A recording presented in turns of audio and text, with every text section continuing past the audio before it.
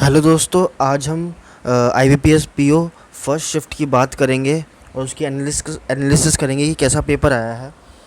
तो दोस्तों, मेरा एक दोस्त और बहुत से बंदों से मैंने बात करी है कि कैसा पेपर आया है इस शिफ्ट का। तो दोस्तों, जैसा कि मैंने देखा है कि जो क्वांट सेक्शन था वो डिफ़िकल्ट था। क्वांट सेक्शन को डिफ़िकल्ट बताया गया है।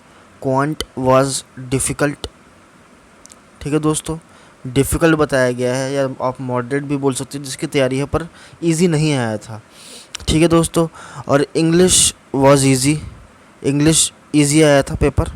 ठीक है दोस्तों, और दोस्तों, जो मैं एनालिसिस कर रहा हूँ ये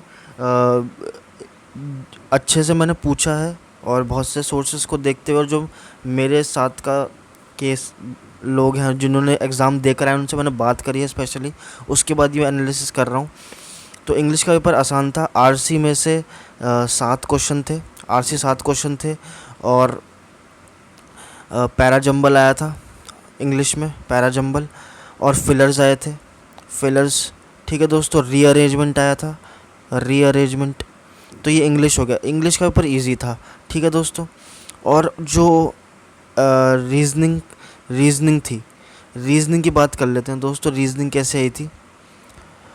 रीजनिंग भी दोस्तों इजी बता रहे हैं। रीजनिंग भी इजी बता रहे हैं, इजी बता रहे हैं कि रीजनिंग इतनी वो नहीं आई। बाकी ओवरऑल जो पेपर था वो मॉडरेट लेवल का बता रहे हैं, क्योंकि मैथ्स थोड़ी सी अच्छे लेवल की आई है।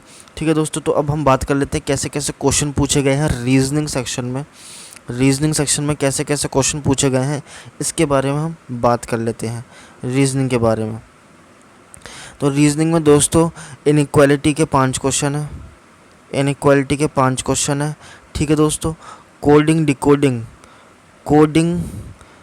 डिकोडिंग के भी 5 क्वेश्चन हैं। तो आप सोच सकते हो 10 क्वेश्चन तो आपके ऐसे ही बैठ चुके हैं। ठीक है, पजल्स जो आई थी टोटल नंबर की, वो थी दोस्तों, एक मंथ बेस्ड थी, एक उसमें 2 वेरिएबल थे, 2 वेरिएबल। एक सर्कुलर पजल थी, सर्कुलर पजल, उसमें भी 2 वेरिएबल थे। एक लीनियर पजल, इसमें सम नॉर्थ सम साउथ शायद, पर बाकी एक लीनियर पजल थी। ठीक है, तो कितने पजल हो गए दोस्तों? 3 पजल। 15 क्वेश्चन पजल से आए थे, मतलब 15 क्वेश्चन पजल से आए थे दोस्तों। ठीक है दोस्तों, और बाकी दोस्तों ब्लड रिलेशन में से एक क्वेश्चन ही आया था बस। ब्लड रिलेशन में एक क्वेश्चन आया बस।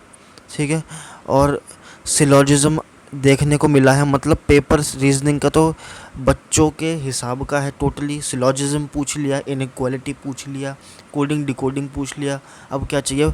और 3 क्वेश्चन। ठीक है दोस्तों, और कोडिंग डिकोडिंग का सॉरी दोस्तों एक क्वेश्चन आया था, 5 क्वेश्चन नहीं थे, एक क्वेश्चन आया था। ठीक है, और बाकी पजल थे, 20 क्वेश्चन पूछे थे पजल से, 15 नहीं 20 क्वेश्चन, 4 पजल आई थी, 20 क्वेश्चन पजल से पूछे गए हैं। तो पजल तो दोस्तों भरकर आ रही है पेपर में। ठीक है, और गुड अटैम्प्ट बताया जा रहा है रीजनिंग में 30 गुड अटैम्प्ट थे। ठीक है, और क्वांट के बारे में बात कर लेते हैं दोस्तों। अब क्वांट के बारे में, इसका जो गुड अटैम्प्ट बताया जा रहा है वो बताया जा रहा है 20 से 25, और रीजनिंग का मैंने बता दिया 30 से 35।